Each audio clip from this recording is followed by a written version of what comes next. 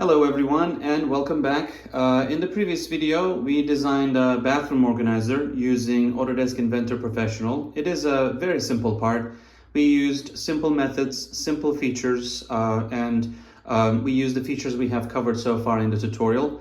Feel free to watch that video and go over the design steps, or you can of course change dimensions or add features as you see fit and change the design.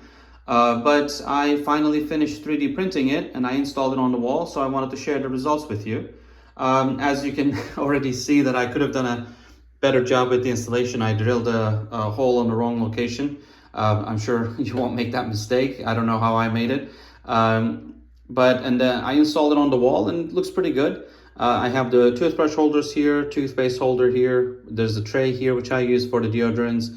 There's this pocket here which I use for the electric shaver, and this is where I charge it.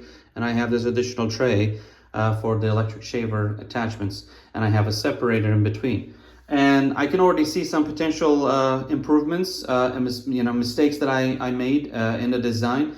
But as we said in the video, that's part of the design process. Use your best judgment and prototype it, and figure out what you can do to make the part better, and that's all part of it.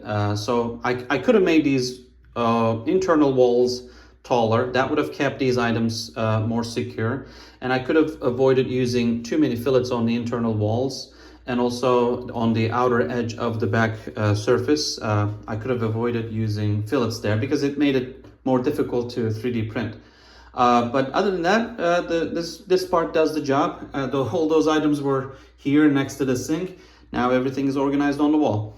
In the following videos, we're going to continue to design more parts for different applications, and we're going to do a lot of exercises together before we jump into the assembly mode. See you in the next videos. Bye.